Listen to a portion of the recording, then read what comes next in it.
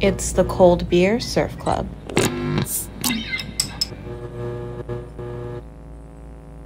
Well, thanks for coming down, Jake. Appreciate it. Yeah, my pleasure. Thank you for having me. Yeah, so the first time I ever heard your music was in Shelter. I was pretty young too, but that movie was super influential. Yeah, you were super young. Yeah, my just surf world at the time, Thicker Than Water and then Shelter. And I remember that song. I think it's Wrong, right? Yeah. And Taylor Knox, one of my favorite all-time surfers. So it was pretty ingrained in my head, just yeah. that song matched with his surfing. And yeah, that was a crazy, that was a big thing in my life because I wasn't really doing anything at that point. I lived in San Francisco at the time. I was like playing like twice a year, maybe in like a corner of a dive bar, like a little coffee shop or something. And then Chris called me up out of nowhere because I would put these tapes, I'd like make tapes for my dad for his birthday or for like a handful of people for Christmas. And I would just send out these tapes that I'd do on my brother's like Pioneer, like it was super primitive. And then one of my buddies worked in the surf industry, was like a rep, and they started like circulating somehow. Like people would just go tape to tape and making them for other people. And then somehow it got to Chris. Sick. And so they're just copying him? Like, yeah, so Chris Malloy calls me up and I'm like, I know, like I grew up surfing, so I know who the Malloy brothers are and super well respected, you know? And he's like, hey, we want to use one of your songs in this surf film. And I was like, well, why? And how do you have a song, you know? And he's like, well, it's kind of an arty film, you know, it's not like, you know, I was used to like Airs and, you know, it was all punk rock and like the surf films that were out at the time, or a lot of them, you know, were more aggressive, you know, and that the pace of that movie is actually really beautiful. Totally. It is. The whole soundtrack to that film I watched it yesterday. Yeah. I know. I got to revisit it. I haven't seen it forever. Yeah. And I knew we were going to be talking. I was like, I just want to see that part again just because I forgot whose part it was. Yeah.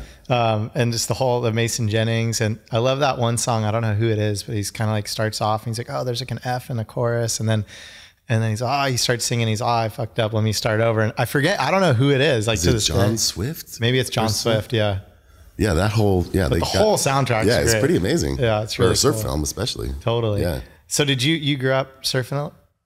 Like I was born in Oregon, but then moved to Huntington Beach when I was like 1 and a half, and then so I surfed, you know, since I was 13 or something like that. Nice. But it took me a while. Like I'm always been pretty huge, and then was always like surfing, and everybody's riding these tiny, you know, little boards. So it's like these wafer thin things. Like I'm like up to my nipples when I'm sitting in my lineup, you know, and it was just super hard. Yeah. You know, it was harder. And then finally, as I got older, I was like, oh, why don't you try longboarding or like something that actually floats you?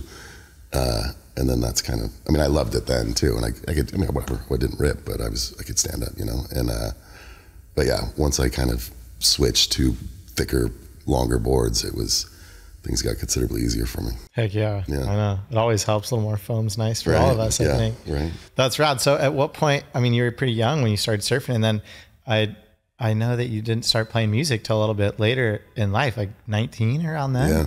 I think it was like 18, 19 or something like that. Wow. When I got my first guitar, yeah. Yeah, I was an athlete. I was a baseball player. Okay. I played Division I baseball. Sick. A full ride. So that was kind of my dream up to that point, and then I don't know if I started smoking weed or what happened, but I got a guitar, and then I kind of started diverging my paths, you know. Totally. Yeah, it's a pretty sharp fork in the road right there to go from weird, Division I baseball to music. I learned like a chord, and then I wrote a song. Wow. You know, immediately. I didn't really hardly learn other people's songs or take guitar lessons or anything. I just started. And then I would get another chord, and I would add that to the thing. But it was like I played guitar for like 3 months and wrote songs. Like I already had like 4 or 5 songs written, but they just kind of spilled out. Like I didn't even know that was a thing, you know. Yeah. My mom was like, "Wow, what's it?" Just natural. I guess it was just kind of a lucky thing that was inside me. Like I never wrote. I didn't journal. I didn't write stories or anything. That's crazy. That's so interesting. Kind of cool, but yeah, lucky. And probably, I mean, that probably transcended into the way that you approach music and songwriting to this day. Like it just is a natural outpouring. And that's always what I've always been kind of committed to that, as far as what comes out is what it is. That's why it's kind of genreless. So it can go into this way, you know, they're like, people ask you, well, what is it? What kind of music? You know, if you don't know them or they've never heard it, it's hard to describe really, because it blurs these lines of, is it rock? Is it folk? Is it Americana? Is it country? Is it, you know, blues? Is it punk? Is it, you know, and I like to, I don't care if whatever comes out just comes out. Totally. And almost a gift to not know what I'm doing. I still don't even know really what I'm doing. I mean, I do. Like, I think I'm a good songwriter, and I pride myself in the craft of making every word and moment count and have it do something. But the fact that everything's kind of melody driven in my head and stuff, and so I'll add a couple bars here that don't make sense to other people, or I'll go to a chord that you're not really supposed to go to, but that's where the melody will go. So even it sounds super, it could just be C, G, and F. But then people are like, what are you doing? Like, what do you mean? Like, why do you do one bar there and then you go back into it, then you do 3, then you do 2? Like, what are you doing? And I was like, I don't know. I was just listening to the, so yeah, the other guys just kind of listen to my voice and know where it's going. Huh. Kind of, but it's essentially, so cool. They sound simple, and they are simple, but there's something complex in the not knowing. Totally. Well, I think I've always connected to your music and just appreciated it in the sense that I feel like it's such a, without knowing it, just feels like you're, it's a real raw representation of like whatever you feel inside or whatever's coming through you. Seems like you really express that into the song. And I always think that that's really inspiring, and the music that I've always been drawn to is more, I guess I would more lean that way of just, you know, compared to real polished, perfect produced sounding stuff. I love that more just raw approach to most things, actually, the surfing, music. Yeah. I don't know. I mean, it's where that you want to get to the purest form of things. I did on my last album, which was actually the least pure of any of my albums. Like I was like, I want to make a headphones album. The last one was Year of the Dark Horse, but it's like way more elaborate. There's way more sounds, but I got a synth during COVID. And so I started writing, I don't know what I'm doing on that, but I started writing on it and using different sounds. And so I was like, oh, I want every song to like weave into the next song. And I did a whole narrative. So it's all one long story. So it's like kind of my second conceptual album. But I like to do linear things, you know, like I had one, Shadows, Grays, and Evil Ways, which was another story that it was darker, considerably darker than this one. But this one has some dark-ish moments, but nobody dies in this one, I don't think, or right at the end maybe.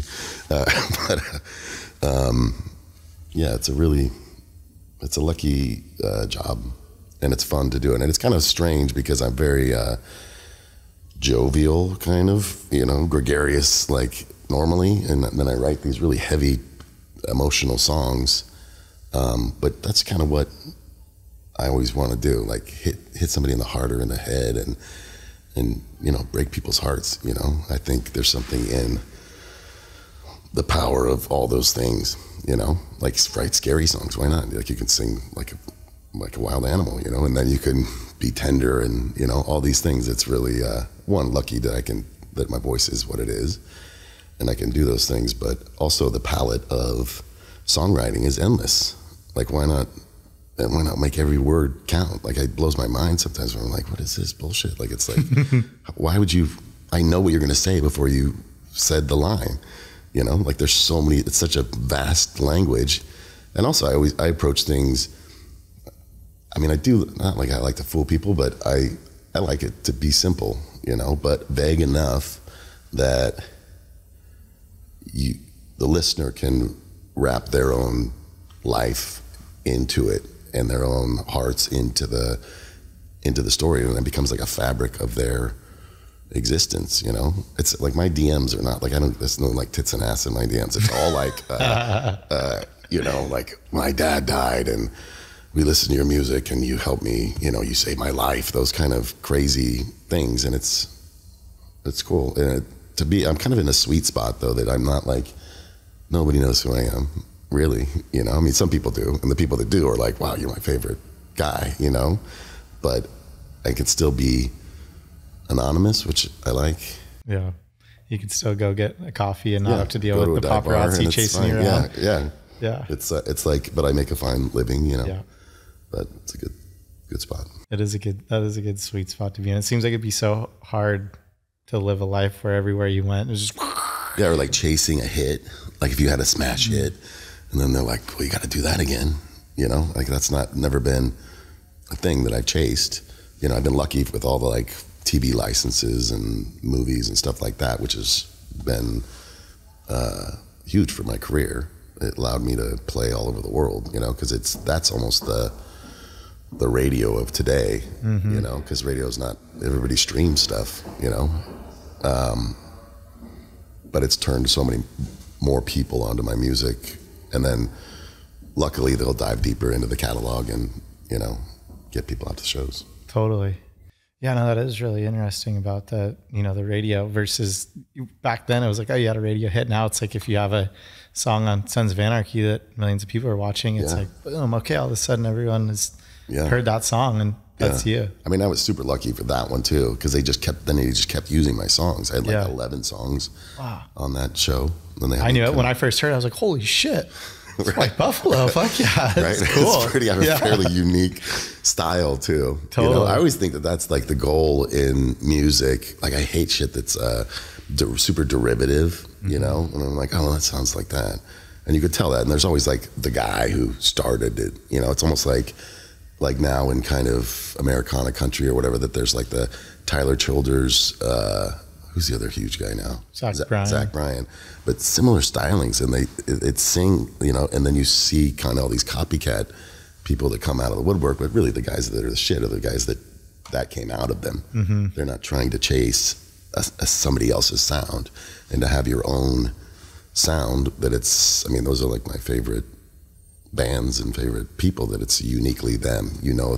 One bar comes out of them, and it's Elliott Smith or For sure. I mean, I just think that's pretty amazing too when you really just cut it down. I mean, your music, after so many people have made music for so many years, it still sounds completely unique, and I think that's really cool. Yeah, I don't know, it's insane, right? To say almost the same thing. Too. Same instrument, same chords, not that many different chords. Essentially, you're writing a song about love, but you've created some way that is getting into a deeper spot or getting into a unique place. But yeah, I always do that. I never throw, I'm never going to say I'm going to hold your hand in something, Totally. Well, I think it seems like that's just a testament of really staying true to who you are and the music that you feel is inside of you, instead of, it seems like a lot of people, and then they start, like you said, chasing the hit or something. Whereas it's like, if you really hold true to the music you want to make, and then hope that it brings people in and people connect to it. Yeah. Instead of like, I want to be a famous musician. It's like, no, I'm just going to write songs. I'm almost the antithesis of wanting to be famous. Yeah. I remember because we were doing the last album, we were working with this huge producer. It was amazing. This guy, Jay Joyce. And he was like day 3 into it, he's like, how the fuck does not everybody know who you are? And I was like, I kind of like being anonymous, And he's like, what? Really? And he's like, oh, I guess me too, because it's kind of, I don't know, fame is kind of gross, Yeah, totally. I don't know. I mean, it's cool. You get access to things that are cool, but I'm like mediocre famous, which is like perfect. Yeah. I mean, for me, surfing, I never thought of being a famous surfer. I was just, well, how can I surf for a living? Yeah. And get to do what I love to do every day instead of having to go do something else so that I can do what I really want to be doing. Right. I don't know. Is that sort of music to you at some point? Yeah. It was just something that came out of me too, that it was like undeniably that's kind of what I should be doing. But yeah, I always stay. It always just whatever comes out. With the last album I didn't have, I have a way of drawing a map in my mind that I know where, especially with the concept album, like I kind of knew what the story was, and I had these bones of songs, but I didn't really have much. And then I met with the producer, and I kind of just sweet talked him into doing it, based on almost my own charisma, I think. He was way more expensive than we had money for. And he was like, I was like, I know we're out at, your budget is not, we're not going to meet that, And he's like, well, when can you start? And I was like, well, I'm ready, you know, I was not even close to ready, you know what I mean? And then we just went in the studio, and I thought I had like a week at least. And I was like, okay, I'm going to knock this out. And then I didn't have anything. I had like maybe 3 songs done. And I had this whole idea of what this whole thing is going to be. And I had little pieces of songs. And then we recorded them in order. Yeah. And he's like, okay, like day 3, he's like, oh, let me get this straight. So you don't have any lyrics, and the band has never heard the song before. And I was like, yeah, isn't that what we're fucking doing here, Jay? Like, what, you know, whatever. But I'm also pretty good under those circumstances. And songs are kind of like, I don't really write that much. I mean, I am writing all the time, but I need a deadline. I need a focused time. But that was pretty intense. So wow. every morning I'm just like writing, but I've done that almost every album though too. Crazy. Like writing stuff all the time, like just waking up in the morning, going getting coffee and finishing a song and then going and doing it. Wow. So how long was that whole process of being in the studio to record that album? That was 11 days, 12 songs in 11 days. And you pretty much had to write them all. Yeah, Minus pretty 3. much. And I sent him, so normally people send him demos or something like that, right? And I sent him these fucking work tapes or whatever I call them, but I was like, it's the first time. So like if I'm in my garage all my stuff almost comes from silence, you know? And it's like, I feel like I'm not even really a part of it. I don't even know what the song, what it is, you know? And then I'll find these little sections or something beautiful or a little jumping off point. I was like, oh, that's what it's all about. And then I'll craft it around that little piece that just came out. Mm-hmm. And so I sent him the very first time that the idea came out. And so I was like, yeah, these are the 9 songs I have that we're going to do, or 10 songs or something, right? We ended up doing 12.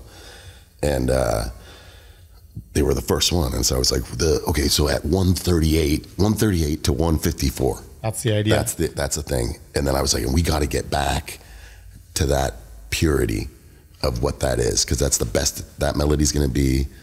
It's the most unconscious thing I said. That it's cool. You're like the antenna. You're the vehicle of something that you're not really. I mean, I'm not really a God-fearing person either, but it makes me think of something else. Some sort of higher power, something, or just or a lucky thing that I can just shut it off, so it just comes in. You know, so crazy, huh? Just beams down, out. Yeah, without even thinking about it. Yeah, and then I know the real other gift is crafting it around, so it's all, you know, makes sense, and at least to me. And so when you have those little nuggets, if it's 12 seconds or something that you're like, oh, I love that melody, and then it fits into a concept album, you kind of like reverse engineer it almost from there. Then you kind of build the song around that one nugget of like an idea of the story you want to tell. Yeah, I mean, this one it's easier and it's harder conceptually, especially when I'm trying to do this linear thing. So the last one was a year in the life of this kind of anti-hero guy. So I want to kind of talk about how the seasons affect everything, really. You know, like people's mindsets. You know, a lot of people get depressed during the winter when there's less light and all that stuff. I go through that shit too. And the guy kind of doesn't believe in love, and then it had this whole went around to back to winter. So it starts in the new year, and he's kind of full of fucking, oh, it's gonna be new me, it's good, you know. But then even by the end of that song, he's like, oh, I'm blowing it, you know, like it's not coming together. And then he goes into this dark like winter depression thing, and then doesn't believe in love, and is in a shit job, and then meets a woman, but it's like under drunken like day drinking circumstances. Probably the dirtiest song I've ever written, where I say some shit in French that like I couldn't say in English probably. I'm excited to go back and listen to the whole album after having this conversation with you, because I just listened to a bunch of it the other day. Yeah, it's cool. I squeezed one in that kind of didn't, but then I twisted the words. But in that writing in that fashion though, I knew where the story was going. So I had this whole map, and then I was kind of piecing them together, and it allowed me to, you know, you had to get from A to B to C and so on, that they were already kind of written, you know what I mean? The story was written, but I just had to like fill in make it interesting or make it heartfelt. Yeah, and I remember, because I wanted to do 12 songs because of the seasons, and 12 months.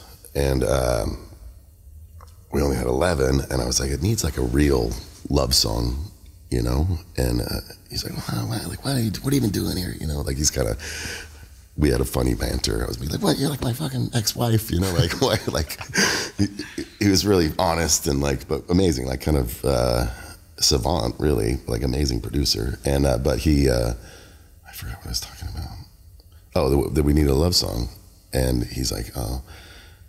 And then I just wrote it like that night. I had this idea or a melody or something. I was like, oh, I'll just use that. And then I wrote a love song. And then I came back the next day and I was like, I have this one. And then we had to do 2 songs that day, you know? Crazy. But damn, that's cool.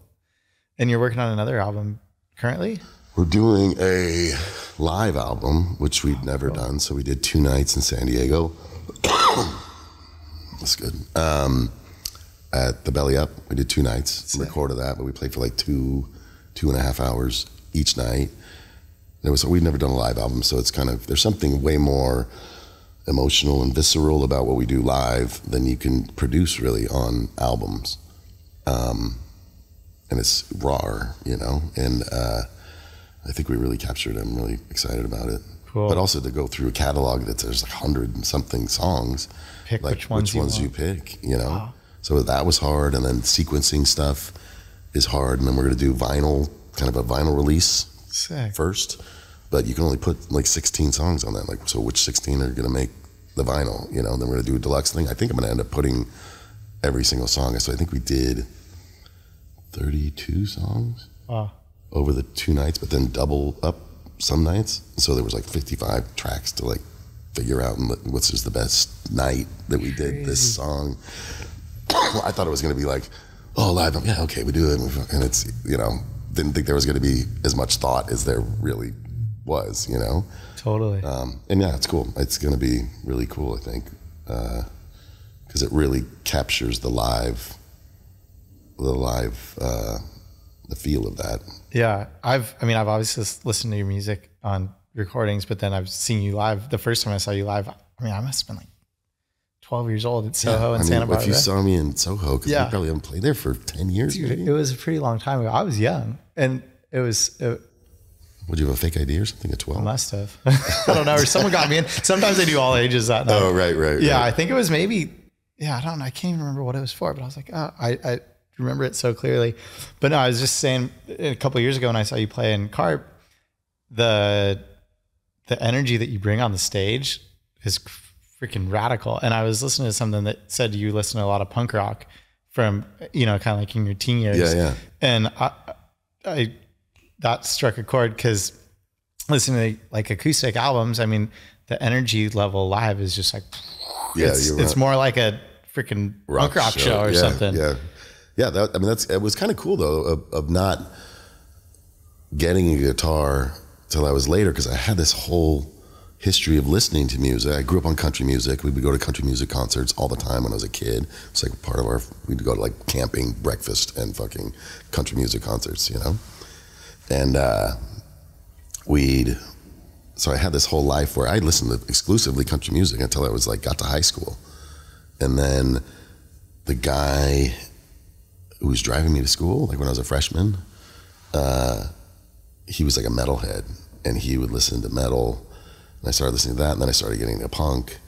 And then I was like, oh, no, everything sucks. Everything on the radio sucks. And it's just, you know, that's like your teen. Totally. My son's doing the exact same thing with like hardcore right now. If it's not hardcore, it's not even listenable, you know? But I went through that whole thing, and then right when I got a guitar, I started listening to like the songwriting greats, kind of, you know, like Leonard Cohen and Bob Dylan and Townes Van Zandt, and I mean, there's so many people, but then I kind of went back to being like, oh, well, I guess maybe if it's on the radio, it can be good, you know, like there's a reason people like it, you know, but it allowed me to have all those influences into what I do, and also all these kind of genres, and then blending them and allowing whatever to come out. But I had this kind of education in music without knowing it, you know, of just listening and loving those, you know, different things. And there's also something about country music and punk music is also they're both quite honest, at least old country, you know, and some of them are story based. You know, people die in country songs, and you know, they're similar in ways that people don't really think they are. Totally. Are there any artists over the years that have been, would you say, specifically influential into your music, or not necessarily? I mean, not necessarily influential. I mean, I'll hear things that or inspirational. Yeah, that just end up, I think, inadvertently, things just seep into your head. You know, I mean, like on this, I was listening to, during the pandemic, I was just like riding my bike and like putting a speaker on the back and like tripping out and like just riding around, but listening to like ELO all the time. And then there's a song that almost sounds exactly like an ELO song on the last album, which wasn't really conscious. And I wasn't going like, oh, I need to write a ELO song. But then I was like, oh my God, this is yeah. Yeah. How about at that like younger age when you're talking about growing up listening to country music and then more getting into hardcore and punk rock and stuff? What were some of the main artists that you were listening to? Like the punk bands or both or country? I mean, country. I mean, I probably went to 50, 60 country music concerts by the time I was 14. Shit, that's like cool. We would go all the time. Yeah. So I've seen Randy Travis and Clint Black and some of the greats. But it was still kind of I thought it was like the last great era of country music, where it's kind of, country's almost more pop than pop music now. Mm-hmm. And then like bands, I mean, I love I was like Circle Jerks, Bad Religion, Fugazi is one of my favorite bands. Yeah, Fugazi's sick. Descendants. And I started almost getting into hardcore stuff that's when I got a guitar, was right at the end, but I had this whole arc, and then I was kind of like, whoa, I'm going too far here, kind of, right? I was like, there's no melody, there's just like straight angst. Yeah. You know, I forgot, it was like Agnostic Front or something, and I was like, oh yeah, this is great, and then I was like, what am I, I've gone too far, like, what am I doing? And then, and then I got a guitar, and I started writing like super primitive songs, but then kind of went back to, I wanted to be punk when I started, you know, and it just really wasn't. I don't have a punk voice really, and I don't, you know, and I didn't. So my version of it came out kind of, you know, but that's part of the aggressive kind of side, you know. People aren't expecting me to be fucking jumping around on the drum riser and like sweaty as, you know, hell at the end of the thing. They're not. I'm like a great ape up there, you know. Oh, that's yeah, it's so fun to watch background, you live. though. You know, it comes in there like, oh, that guy's a fucking athlete, right? No. Like, yeah, that's cool. And you've pretty much, like, how about, I was listening to one recording that you did, and you're talking about sort of your various albums and not being with a record label and really kind of keeping your whole production pretty DIY as far as like on the road and also making your albums. Does that still hold true? Yeah. I mean, I just finally... before, for my whole career, I tour managed myself, other than when we were in Europe or England and stuff like that, because I was like, I'm not driving on the other side of the road. That's not, so I would get tour managers when we go to Europe. And then also languages, all that stuff, it's much more difficult. But before then, I would drive and tour manage myself. I mean, we'd show up in a minivan where we still do it. Like, we show up in a minivan with just our instruments and merch, and the night before, there was 2 buses and a trailer and a whole team, and it's like 3 dudes in a van. Sick. And we pull up, and they're like, "Where's your? What is this? Where's your shit? You know, like, where's your crew? Where's your?" And we're like, "Oh no, it's just us. You guys need help like carrying stuff in?" I was like, "Oh no, we got it." You know, we just like. But now I've recently just hired one of my best friends instead of like getting a tour manager who knew what he was doing. I was like, "Why don't you be my tour manager? Like, you already know how to." He's sober, and you already know how to navigate me in bars and stuff like that, where we'll do like bar crawls and like go out, and he loves it, you know, we have fun, and but he knows how to wrangle me a little bit, you know. Sick. And I was like, why don't you start doing it? You know, I'll teach you how to do it. I'll teach you how we tour uniquely. And yeah, so he's been doing it for like 2 years, and it's great, because I was just like, I don't want to go settle the merch and go get the check and, you know, do that whole thing at the end of the night. It's not rocket science, but it's not, but it's work. It's a job that people get paid for, obviously. For sure. But yeah, always done that. And like I've had labels, but a lot of the time, I've never had pressure. I've always been able to do whatever I want to do. And no one's ever been like, oh, maybe you try this, or you should go out, to Nashville and write with some people, which I've done or tried to do. And it was kind of not very enlightening. But maybe I'm just not good at sharing, kind of. But yeah, I've always been able to just do whatever comes out, and everyone's allowed me to do that, which is lucky as well. They're not like, well, you need to go, country, make a more country album like that. Would you blow up? Yeah. I'm like, that's not coming out of me. Totally. It's like if a country song comes out of me, great, I'll do it. But if it doesn't naturally, but it's always that. And I think it's also unique that I've written every song, so it's coming from one mind, one source.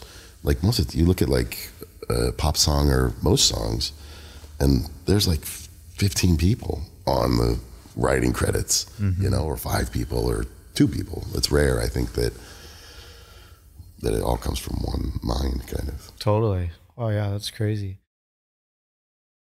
Seems like you've really been able to just maintain that creative control so that you didn't have to waver to any... Yeah, it's been lucky, but that's part of my personality and part of always what I want to do. Like if somebody told me to do something, I'd be like, no, fuck off. Yeah.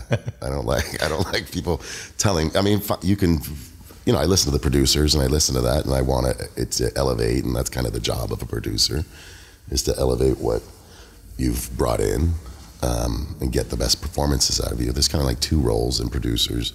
Is one kind of ideas, like musical ideas, and but then also to push you to be your best for that in that moment, Yeah, there's probably a certain element of health to having someone to kind of like almost maybe butt heads with you a little bit, just to make you like keep pushing yourself in a way. It's like if you get too comfortable, maybe it could be stagnant or something.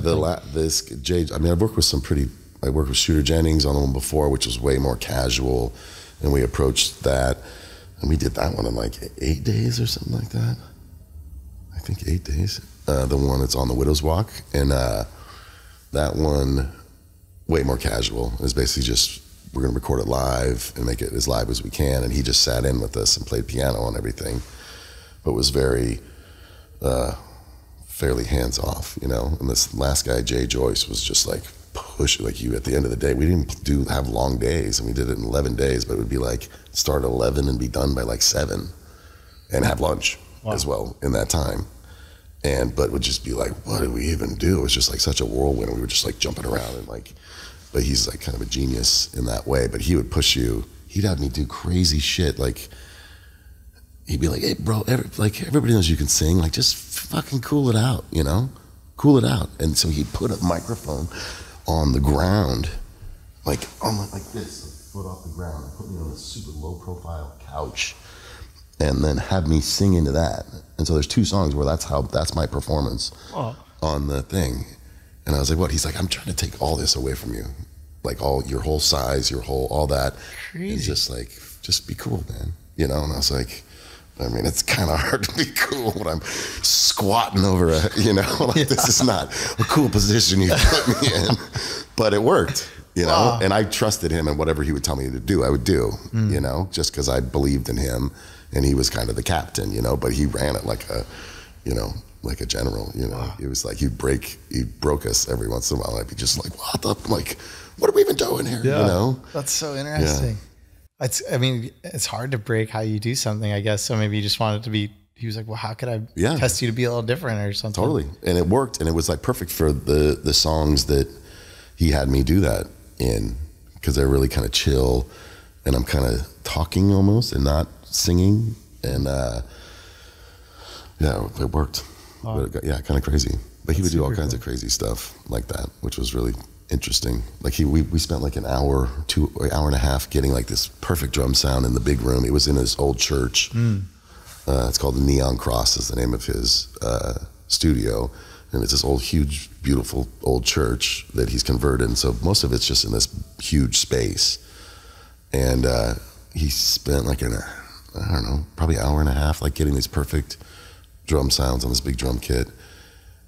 And he's like, everybody can make perfect sounding drums. And then so he's like, no, let's not do that. And so then he gets a tiny, like this piece of shit, child's drum kit, mics it with one mic, and then puts it through like a Marshall amp or something like that, and then has the drummer play that, which is insanely difficult as a drummer. Yeah. Because it wasn't like, not the fact that it was a small kit, but the fact that you have to play this a little bit louder and this a little bit quieter because this is closer to the single mic that he's recording on, which is really a meticulous, hard thing to do. Like, it sounds impossible almost. Yeah. And the drums sound fucking huge on the album. Like, he's just like, I don't know, his mind works in ways that my mind does not, you know. Crazy. I remember hearing there was a Stones album, I think, where they recorded a bunch of songs on a really small drum kit with Charlie Watts. Yeah. Wow. So what was it kind of the gap from when, I mean, you were 19, get your first guitar, start writing songs, to then having this career that took off? It took like, a at which while. point did... It wasn't, I was like 26 maybe. So went to college. I played baseball at Division I college, at St. Mary's College. Then I was just kind of went to live with my parents for a little bit, then went to San Francisco and was just like waiting tables and playing every once in a while. I was still writing stuff, but no, it was kind of a weird time in San Francisco too, because everything had gone to DJs. So there weren't that many small venues anymore. Everything was like DJ'd out, and nothing was really going on. It wasn't until Chris really called me for that Shelter thing. And I remember playing, like when I was in San Francisco too, I wasn't fucking organized, you know. I was like, I didn't have a CD or I didn't have shit, you know. I didn't have a 8x10 and nothing to show anybody. So I would call on the phone, and I'd call and I'd say, hey, this is Jake on White Buffalo. I'm gonna love to play at your place, you know. Nobody's gonna call you back with that message, right? So then I just started rocking like 30 seconds into the phone. Sick. And I would just like, bam, bam, bam. I was like, okay, I'm Jake. I'm the White Buffalo. Here's my phone number. Love to play at your place. And 100% of the time it worked. No way. And they would call. Yeah, it was kind of genius, but kind of super primitive way to do it. But yeah, it worked. And at that point, when you were playing gigs around San Francisco, were you solo or were you playing with the band? Solo. Yeah, always solo. Cool. And then it wasn't until, so Chris asked me to come. They were debuting the movie in San Diego, and they flew me down to play. Like, hey, will you do a little short set before it? And I was like, yeah, sure. So I played for like half an hour, and people were singing along to other songs that weren't in the movie. And I was like, what is going on here? It was just those tapes, those initial tapes that I had that had circulated so much that people knew the words. And I was like, what the fuck? And so I went back, quit my job, and then moved down to Southern California in a week. No way. So what age were you at that point? I was like 26, I think. Okay. And then it was actually Bob Hurley and Paul Gomez was at Hurley at the time. Paul just texted me the other day. Oh, yeah. He sounds like he's doing great, huh? Yeah. Those are great guys. But yeah, so they funded my first album. Oh shit! Yeah, I didn't know that. Yeah, so I did it at Peter King's house. You know Peter King? So, but I discontinued it because I didn't love how it turned out. So it's actually called Hogtied Like a Rodeo, which you can't buy. Like you can look it up, and like on eBay, it's like they're only CDs. I'm gonna have to find one on eBay. Oh, they're like fucking $200. Shit. Yeah, it's like great. I got like 50 in my garage. Sick. So if I get on hard break times, in and steal one. I'll give you one. I'll give you one. But it's different. And now in happenstance, I was like, why did I do that? Like that was a moment in time, but I just felt like I was super green and I didn't know what I was doing. I never really had even played with a band at all. And probably just to have that opportunity and that chance from going to just passing tapes around, all of a sudden someone wants to help support you. It was amazing. Record your music. For nothing. Yeah. Just to do it. Like he's like, wow, you're amazing. Like how do you not have albums around? Why aren't you doing this? Like, why are you making these tapes on your brother's Pioneer dual cassette player, you know? I was like, I don't know what I'm doing, you know? But yeah, it was great. I mean, great opportunity. Those guys are great and helped me out for sure. Crazy. So that Shelter was really kind of what kickstarted it in a way, huh? For sure. Yeah. I owe a lot to, him probably not even knowing. I mean, I've told him the story probably, but yeah, he was a huge part. And if he wouldn't have done that, I don't know what I would, if I would have just fizzled out and playing open mics in San Francisco and playing at the Dover Club and the Mission, you know? Totally. I don't know. You never know. That's so cool. Yeah. And you and Chris became pretty good friends after that and got Yeah. I mean, I heard some stories you hanging around at the ranch with Mike and stuff. That was catastrophic, but yeah, that was Keith. Yeah, we went up and we did, and Keith shot it. They're really cool. They're still on YouTube. But yeah, there was some shit went down, I guess, that was kind of weird. I guess the other guys like took some mushrooms or something. The next day I left and somehow wait, I shouldn't tell the story. Okay, a saw got thrown into the bass player's truck. Oh shit! And so Keith thought that we stole it on purpose. I guess I wasn't even here. I was gone. I already left the day before, and they were like tripping out. But I guess the fucking bass player like drove his truck through some bean field and stuff, and it was whatever. There were some bad decisions made, you know, and. But Keith thought that, I think that they stole the saw on purpose, you know, and I think when they were just loading in, they were just like fucking throwing stuff in the car or in the back of the truck. And then he's like, where did this come from? So there was some kind of some bad blood for a little bit. I don't think ever towards me, but yeah, towards one of the other guys. Chris told me to ask you about how many hay bales Mike made you move. We moved some. For sure. He was claiming it was like 500. 500? So ask Jake about that. I don't even remember that. I remember moving like hay bales because people were sitting on hay bales. But did they put me to work probably? Yeah, he said he saw my dad put his ass to work. I probably blocked it out. I'm probably like, I haven't worked a day in my life. No. Oh man. But yeah, it wouldn't surprise me, and I'd probably be like, oh yeah, of course I'll do that. God. Yeah. Heck yeah. And then, so what's that? Like all of a sudden, what point when then boom, like your songs in Sons of Anarchy was, I mean, that must have just like gone kicks. Was that your kind of first? I mean, it's been cool. Like my whole career's always been like kind of ramping up and getting bigger and always playing a little bit bigger venues, but it hasn't ever been like, you know, and that's maybe one reason that I've been able to stay so true and also so prolific that I'm still not running out of ideas. I mean, the idea, people talk about like this, you have a 10-year window of creativity or like where you're really making magic, you know? And I feel like it's like an endless thing if nobody's up your ass really or telling you should be doing this. If you're trying to stay in this purity and this truth, that I don't know why it has to end. You know what I mean?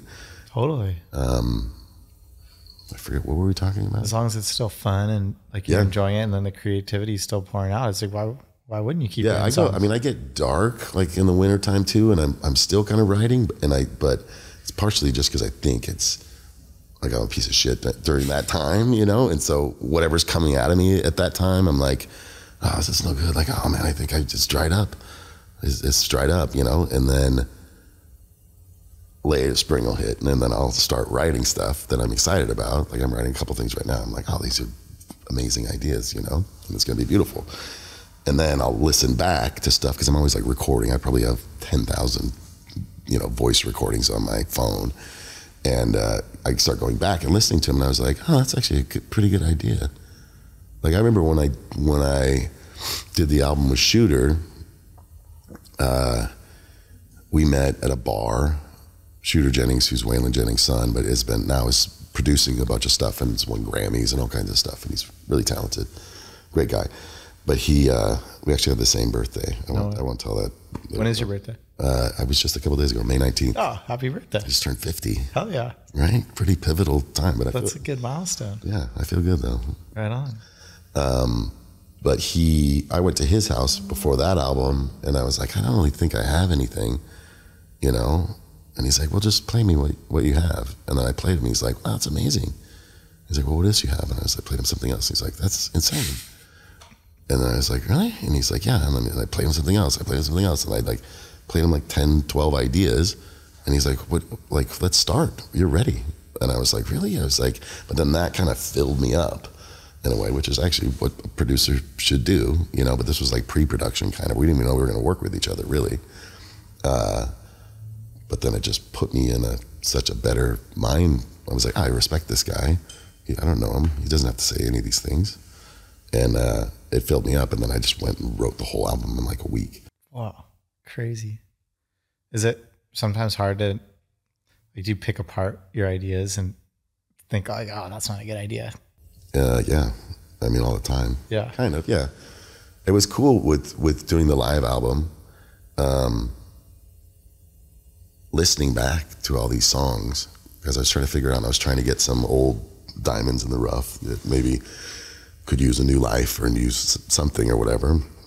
Or like songs where I was like, oh, we used to open with this song and we'd crush, and we haven't played it for 12 years, you know? Going back to them, but I remember I was like listening in the car, and I was just like, I was almost like crying, because I was like, really? Like, you made that? You know what I mean? Like, some of the time, and I'm like, that's fucking crazy. Like, how did you write that? You know, like, it comes, some of them are like from magical spots that I don't even feel like, I was like, I can't believe I did that. Like, that's an amazing song. Wow. Like, and I like realized it myself, kind of, you know? And, but yeah, it was a cool kind of a moment where I was like, fuck, you're pretty fucking good, dude. That's so cool. Can I get more coffee by chance? Some point? Yeah, go for it. I'm going to start pounding this 805 and then. Go for it. You want to take a sec now? Yeah. Okay. Yeah. Is that cool? Yeah. What's your favorite part about being a musician? Is there one part that just makes you want to always do it? Well, there's so many elements to it, you know, like writing. When I write something and I'm like I'll get the chills sometimes. I'll write something and I was like, oh my God, like that. Like, wow, okay, you did it, you know, or that you did it something, you know, that makes me feel something. That's almost my base for stuff. Like, if it makes me feel something or makes me think something, or it's moving the story along. Because also I write narratives a lot too. So I'll write a story song, you know, and I love to write both kind of small human stories. I remember I had this, I was like all baked in my garage. My garage is kind of like always been my sanctuary, you know. It's like always a separate garage. So I'll walk out to the garage and then I'll get baked and stuff. I'm terrible at smoking weed, but when I'm by myself, it puts me in a different state, kind of. And wait, what the fuck was I even talking about? Oh, writing? Yeah. Oh, these stupid Zens give me fucking hiccups. I'm gonna, hey, hold on. I have this other buddy who's like a fucking genius, and he discovered, he's been going to like therapy. He does all kinds of crazy therapy. He does like drug therapy and stuff. But he's super like smart, maybe the smartest guy I know. He fucking went to, he didn't go to college, and he got into master's program at USC. Wow. That there was only 300 spots and there was like 5,000 applicants. Crazy. And he got straight A's. Really? And he it's like the first time in the history of USC that you didn't have a bachelor's degree, but he has a master's degree. It's like, what the fuck? But he discovered that he has ADHD, but I guess there's two forms of it, something. Like, some people are on, like, it's always your high, and then other people are low or something. And he was kind of both. Huh. And then, but he took this medication that he says is like amazing for him. Crazy. And that he doesn't really feel anything, but he lost all this weight because he's like, before, like, my mind was just like fucking always on and always thinking and always like doing it. And now I can kind of have time to think about my thoughts before I act.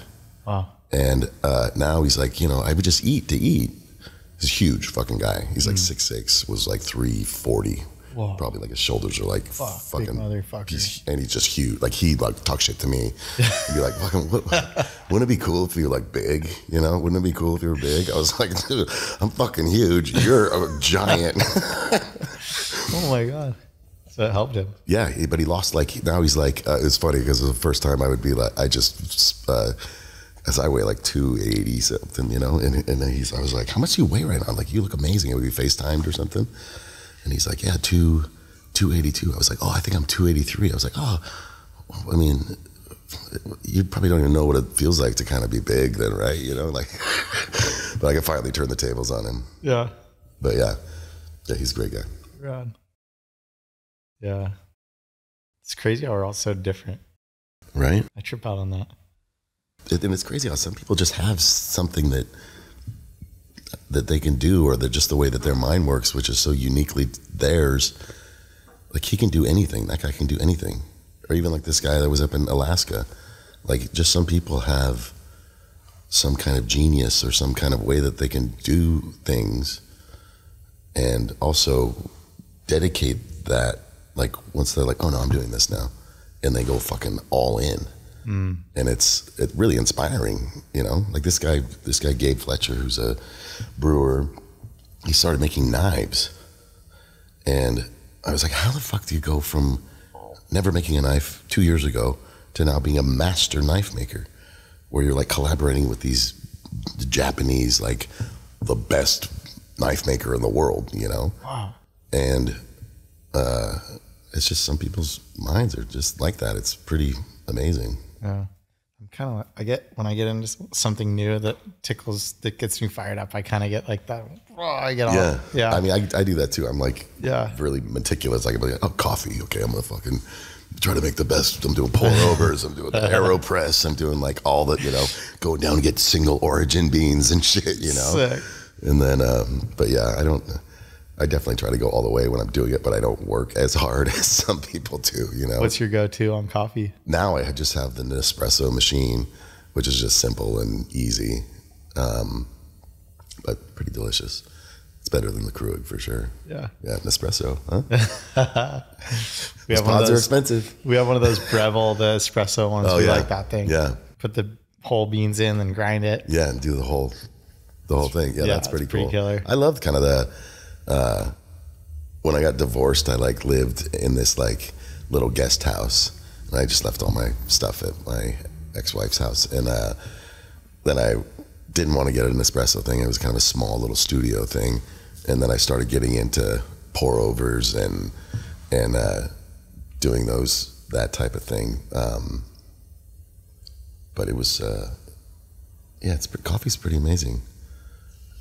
It's like, totally. Yeah, like just the beans, and you can discover what you like and what you don't like. Like I had this shit they had one from Ethiopia that was just like super bitter, but like it tastes like blueberries, like bitter blueberries. Wow. And then this one from Costa Rica was like, oh, this is smooth and like cereal and like delicious, you know?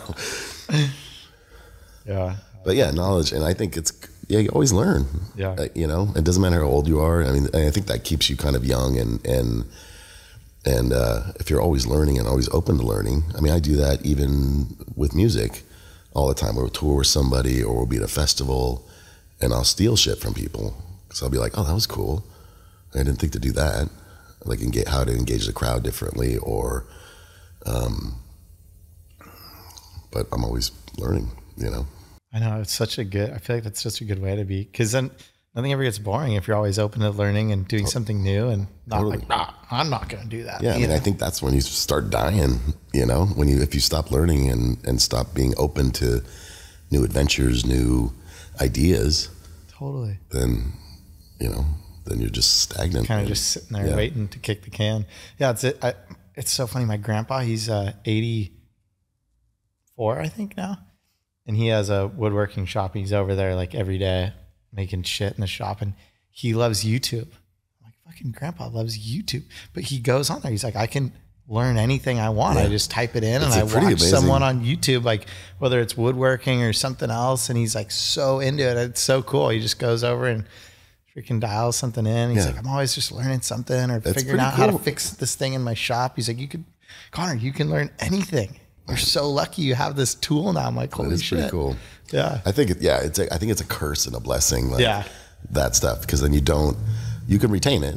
You can, but like when information is so easily accessed, you know, like before you would drive somewhere and you would look it up on a map or whatever and figure out what your directions were and you would go and you would know how to get there. And now you like put in your nav and then you're like, wait, how did I get here? You know, you don't like it doesn't sink in kind of like and then you can Google any piece of information, you know, but yeah, I don't know. What else? Like, do you have any other passions outside of playing guitar that you really love to do or that are sort of a counterpoint to you know, your creative. Yeah, I mean, I like music. doing. I haven't been doing as much as I used to, but I do like sporting stuff, like play tennis and golf and surf, and I love cooking. Oh, nice. Me too. Yeah, I love it. It's good. I'm fucking snack King Cole over here. No, I think my best gift is to repurpose like leftovers and stuff like that, and I'll do it, and then I'll make something else completely different out of it. But yeah, cooking's amazing. Sick. Yeah, I love to cook. It's people always make what's fun your, of me because I love leftovers. What's some of your? I love leftovers too. Yeah, my old roommate, he was an insane cook, and he'd make this like killer food, and then he'd leave it in the fridge, and I'd be like, day one, I'd be looking at it like, oh, I better not eat it. He was gonna want it, and then day two, day three, I'm like, dude, are you gonna eat this? He's like, no, I hate leftovers. I was like, Yeah, so I just started eating all his leftovers. And if you prepare it then with love and with whatever, with wanting to make something delicious, it could be as good, if not better. Sometimes it's better. Totally. Like my favorite thing to make is probably pasta. Like, yeah, I love to make just sauces. My grandpa was Italian, and that's who I learned to cook from mostly. Oh yeah, nice. So spaghetti and meatballs are just like, you know, kind of bolognese style, whatever. Yeah, like, I got a bolognese technique, but it's almost like my base technique for like also chili and anything that's kind of ground meat based. What's the secret? Share? I go sure. I go like with a mirepoix, like carrots, onions, and celery. Yep. Ground beef most of the time. Sometimes I use a little pork, but Me too. most of the time ground beef. Then put those in together, kind of cook them separately, but then marry them together.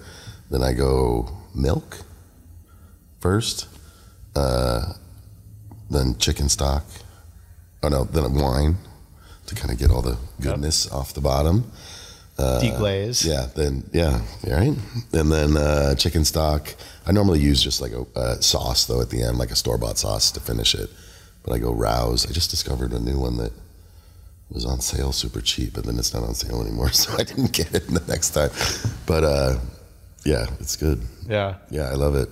Cooking's fun. Yeah. It's so nice. It's such a gift. Totally. My son just started getting into cooking, and would never, you know, when you're teen angst and stuff, you're like, dad doesn't know anything about anything, you know, but then he's starting to go like, hey, Dad, how do you do this? And like, you know, like making smash burgers and like, yeah. But now he's like super into it. He's like, hey, can you just like quit getting me snacks and just get me like, you know, like triple cream brie and that good honey and that fig jam and just like a baguette and stuff. Can you just start getting that kind of stuff? Oh yeah. And I was like, okay. And he's like making, like, I got him a set of cheese knives for his birthday. That's one of the gifts, you know. But it's cool to see him get into it. That's right. Yeah. Is he into music at all? Yeah. He sings in a couple hardcore bands. Oh, no way. Sick. And he loves it. It's cool that he was never like into sports really, which I always pushed him because I always thought it was so important to be part of teams. And I think I actually wrote my essay to get into college based on the positive aspects of being part of a team and kind of the life lessons that go along with playing sports. I mean, defeat, you have to, with success, being humble about that success. Totally. Being part of a team and whatever. There's so many kind of parallels to life. And I always wanted him to have that, but he just didn't like it. Like I forced him to play something, and he played basketball for like 3 years, and he's like, I fucking hate this, Dad. Like, I don't want to do this anymore. And I was like, okay.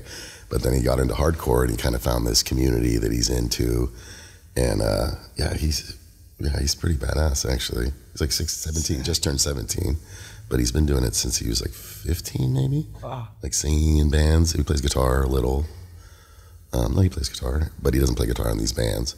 But it's just like, but it's pretty rad. I heard him playing something. He always plays stuff in the car when I'm taking him somewhere.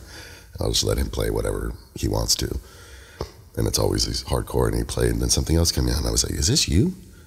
And it was like a YouTube video of somebody who filmed one of their shows. And I almost started crying. I was like, oh my God, dude, this is fucking amazing. You know, I was like, you know, I was just really proud of him. That's so sick. Yeah, it was cool. Right on. That must be crazy to just all of a sudden see your son just stepping into something he loves to do. I got him a fucking wetsuit. I stopped at Patagonia when I was coming back from Ohio or something, and I had a friend that had like a discount thing, so I went in. I just measured him. He was like 6'1", and but he was kind of rail thin. He'd always been like super. You know, kids go fluctuate when they're growing up. You know, like went through chubby phase, and then he like sprouted up, and then he's like skinny as fuck. And then I'm talking to the guys at the shop. I'm like, well, yeah. I was like, they were like, well, how much does he weigh? I was like, I don't know, like 130 maybe or something. And so we get him like a medium tall or something like that. And then I get back home. I was going to give it to him for his birthday, but I was like, I better make sure it's going to fit, you know? I was like, hey, how much do you weigh? And he's like, I don't know, like 140, 150 or something. I was like, oh shit, I think I blew that. And I was like, well, come get on the scale. Like, let's see how much you weigh. And he gets on the scale and it's like 182. And I like look at his body, like maybe I hadn't looked at his body in a while.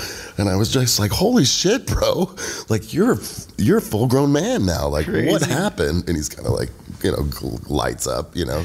Yeah. Yeah. But I was like, I had no idea that, yeah. He's like, I mean, shit changes so fast, you know? That's crazy. Yeah. We were talking a little bit about it, but what was that like all of a sudden having a song that you sang on Sons of Anarchy? Was that sort of one of the biggest, like, I get, you know, it was singularly the biggest opportunity that happened that made me be able to, I think, go have worldwide kind of exposure in places that show is huge in. We can go and we're like huge in those places. Did they approach you to sing? No. That's House of the Rising Sun, or had you recorded that already? Oh no, the House of the Rising Sun? Yeah. No, I just came in and sang it. They already had that arrangement and that thing, and I just came in, went into the studio. And was that the first song that they used of you? Initially they used all songs, compositions that I'd already made. That you'd already made. They were on albums. So at that time I wasn't on a label. I don't think I even had I did have a manager. Wasn't on a label, totally independent. And my lawyer, who was kind of a high-powered lawyer, Steve Sessa, who's a gem of a man, just blindly called the music supervisor and asked him to lunch and was like, this is my favorite. But he had like Muse. I think he was Beyonce's fucking lawyer for a while. Super, whatever, pretty powerful guy. And he just asked the music supervisor to lunch.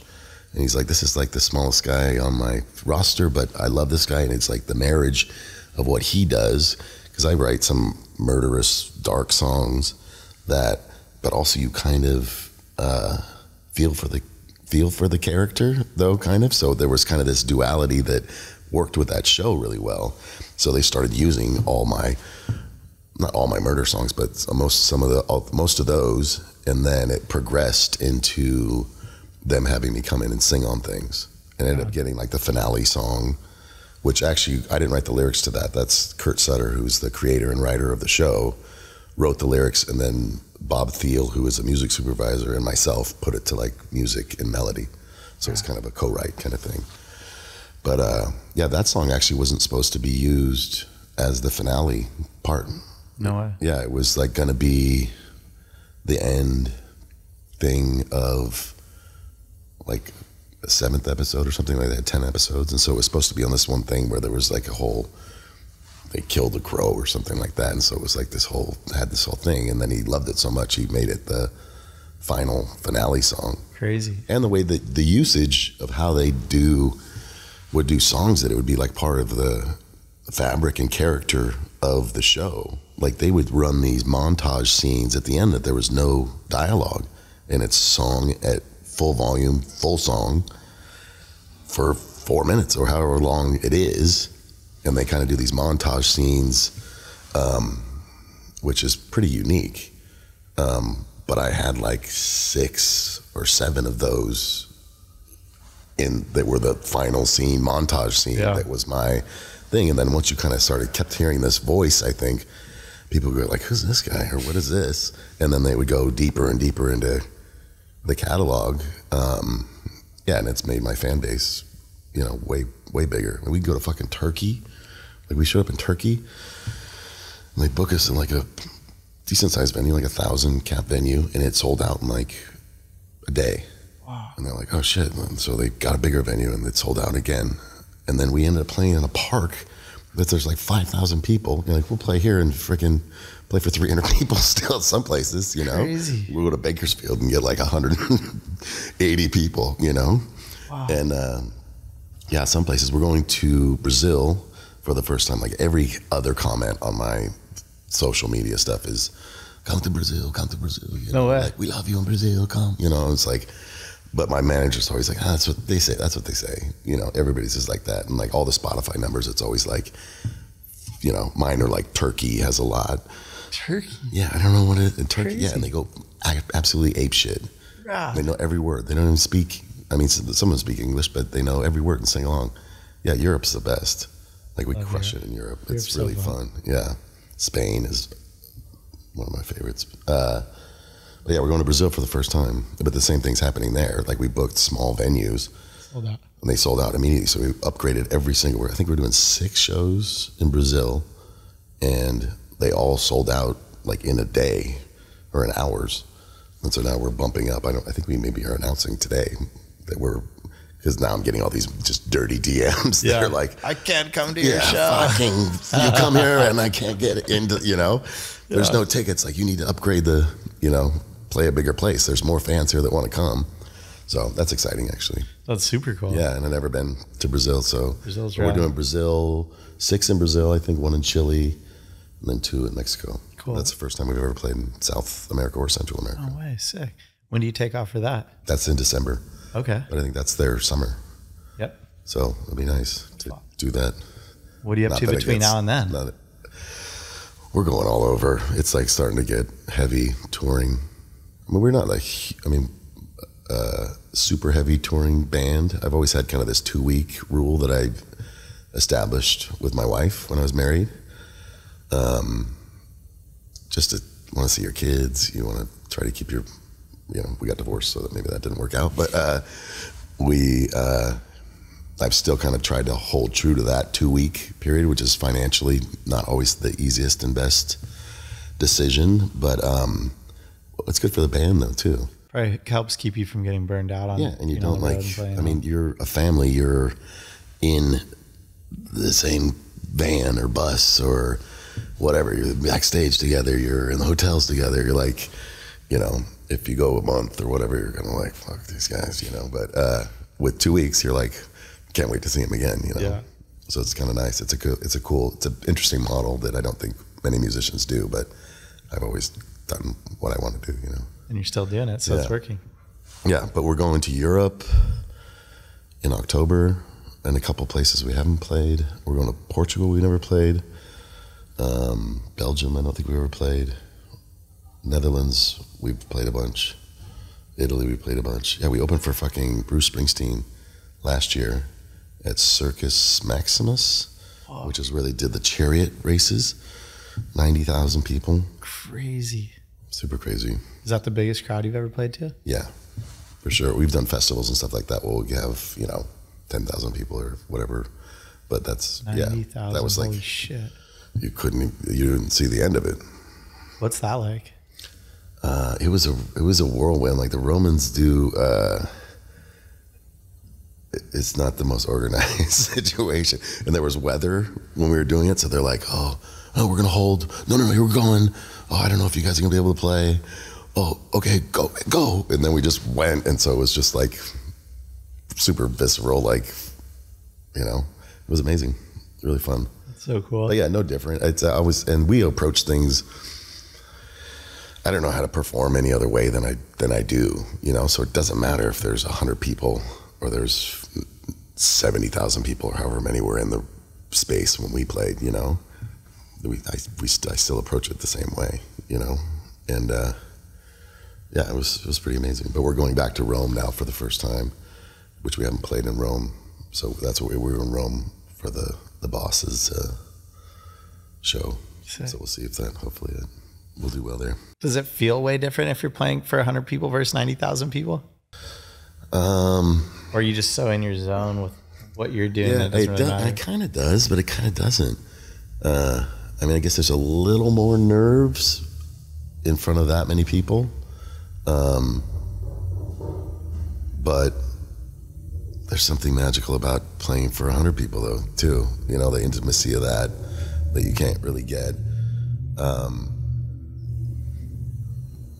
I think I lock into the band more when they're huge, as far as like feeding off them instead of feeding off, which kind of should be the opposite. But I'm just thinking out loud, kind of. But totally. I feel like I like suck it into a small space when the space is huge, you know, which is cool. I mean, I think that's one reason that people like us too. Like as far as our live performances, you can tell we're having a fucking good time, you know. Like when you go and watch somebody and you're like, oh my God, like it's not frustrating, but it's just a bummer when you play festivals and stuff. So I don't really go to shows really, but when I'm at festivals, you get amazing access to just being side stage and like seeing really cool shit. But you see some people and you're like, oh yeah, they're just fucking phoning it in. Whatever. Just fucking, you know, just hamming it up and it was like this, they're not feeling anything.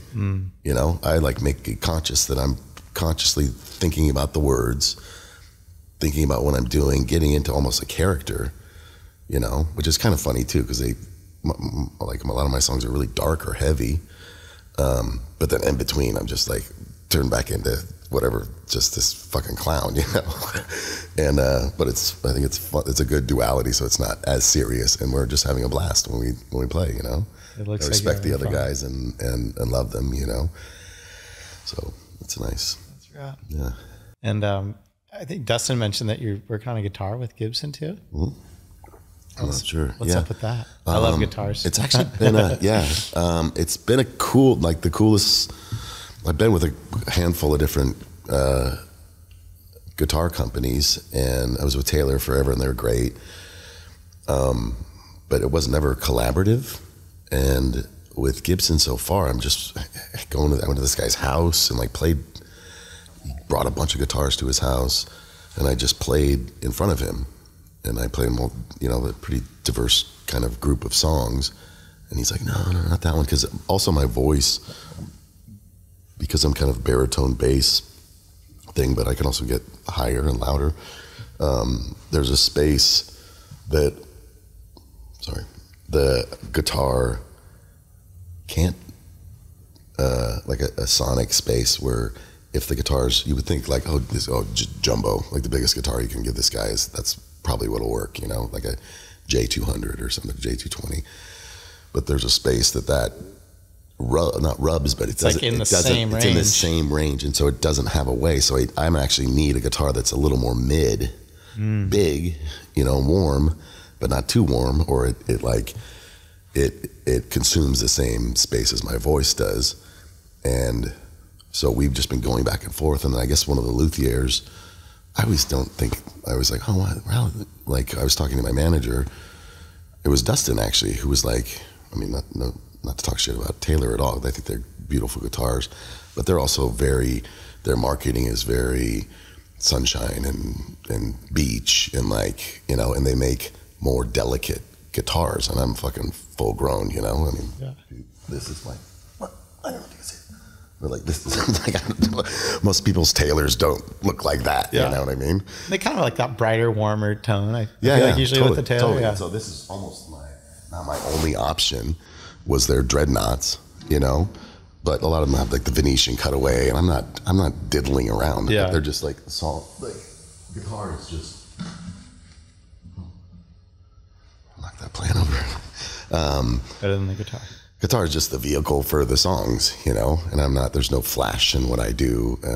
For the first time in my ever, we were in Flagstaff, and I played a show, and I went outside. Most of the time, like summertime, when it's like a young market that we haven't played a bunch, I'll go out, and if there's not a whole lot of people, I'll go talk to people, you know.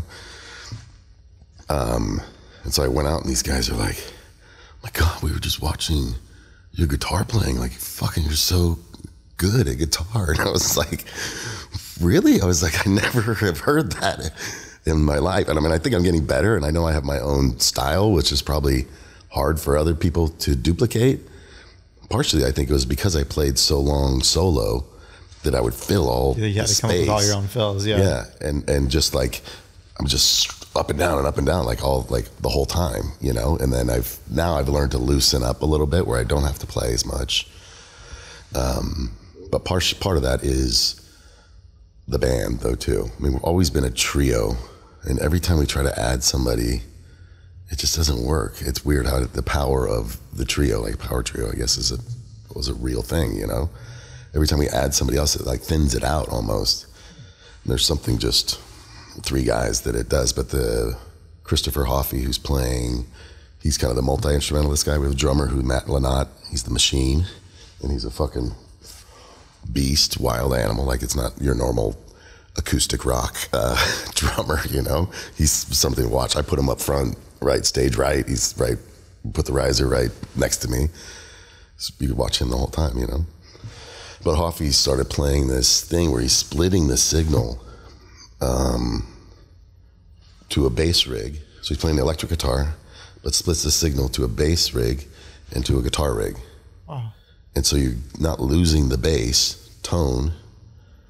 And we also discovered that he doesn't really need to think about the bass lines. Like, there's kind of 2 different kind of bass players. There's like melody bass players, and there's other guys that'll lock into the drummer's kick drum, right?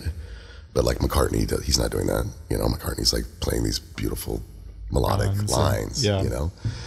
And, but because he's now doing that, now we don't use the bass at all. He left the bass. He's just started like a week ago or 2 weeks ago. He started just leaving the bass. So now he doesn't play bass at all.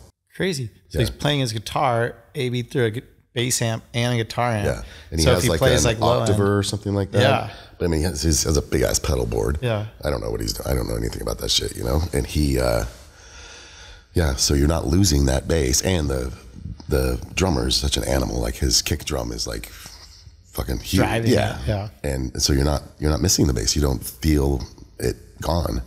Because some of the time, like, if it's just like guitars and drums, it's strange, kind of. Cool. Like, you lose things, but it's cool. But that's also allowed me to play less and realize when to, you know, go hard and when to, you know, and all we are is really dynamics. You know, a lot of our performance is just getting real quiet. Because, I mean, the only thing louder than 10 or 11 or whatever is 0, you know? And there's something both physically and mentally that it does to the audience, I think. When you get really quiet, like, people, you move in, you know, and they come in, like, you just can't help it, you know? And then you fucking, and then you get super loud, you know? But that's always our thing. Almost every song does that. Yeah. Kind of, which is kind of rare too. Like, a lot of bands don't, you know, sometimes it's just one speed, one level. Well, 10 kind of loses its 10-ness if it's always 10. Absolutely. It's just like space in songs, you know, or in anything. But like, the space is equally as important as the other parts. Because if you don't have something that's letting it breathe, you can't get back to 10, you know? So the guitar that you're working on, so he's been listening to you play a lot, and so we're doing something. That, and then he would send guitars for shows and stuff. Because the hardest thing about acoustic guitar is the pickups. Like, they can sound beautiful in your room, in your living room or whatever, which all of them did. But then I would go plug them in, and I was like, wow, it sounds like shit. It sounds thin. So we're working that out, that aspect, and then just what guitar. And he thinks they're I should get it in a few days, though. I haven't even gotten it yet. Sick. But they would like, and just like the speed that they do things there, he'll be like, all right, I'm going to send some guitars over to your house for you to try. And I was like, oh, I got a dinner. I'm leaving in like 45 minutes. And he's like, oh, that's okay. And then like 15 minutes later, fucking some courier will show up with like 5 guitars. Whoa. Yeah, and I'm like, what is going on here? Sick. Yeah, it's definitely the most collaborative thing I've ever done. I tried to do that with, and again, not talking shit about Taylor, I think they're great, but I was like, hey, you have a fucking opportunity here. Like, you have one man on your roster, not to be like, I'm the fucking alpha, whatever, you know, but I was like, hey, what if we did this? I wanted to do a guitar that had like a toggle switch on it, so you can go to a kind of a dirty tone, maybe put some volume knobs and a tone knob on it, make a little bit bigger guitar, maybe widen the neck. And he was kind of like, oh yeah, they won't ever do that, you know? And then with Gibson, they'll be like, whatever you could dream up, it kind of sounds like, you know, but we're going to find what's right. And they're like diligent and really focused on getting the right guitar, which I'm super excited about, because it's such a hard thing. Acoustic guitar is one of the hardest things to perform with, just duplicating an acoustic guitar sound. Unless you're playing into a mic, but I'm fucking running all over. Yeah. So do you have a favorite acoustic or any guitars that you play just when you're recording or pull out just to write with or anything? They all have different things, you know? I mean, it's so cool. I mean, it's all basically the same instrument, but it's weird how different guitars have completely different. I have guitars like all over my house, and different guitars in the garage, you know? Yeah. Sometimes you'll pick up a nylon string and you'll be like, oh, well, this is something else unique will come out, or you pick up a new guitar, or you pick up an old guitar that you have. They all have different songs kind of waiting in them to come out, kind of, but only with that particular instrument, it seems. Oh, we were supposed to talk about the 805 film. Are you guys working on a film? We already did it. Oh. Yeah, so that's the one you guys have already done. Okay, cool. I've seen that. But I think we're holding it to line up with the release of the live album. Okay. So it's not out yet. The live album's not out yet, and the film's not out. The film's not out, and I think we're going to release it in kind of the live album in kind of a unique way, and I'm treating it like a kind of like a regular album. Yeah.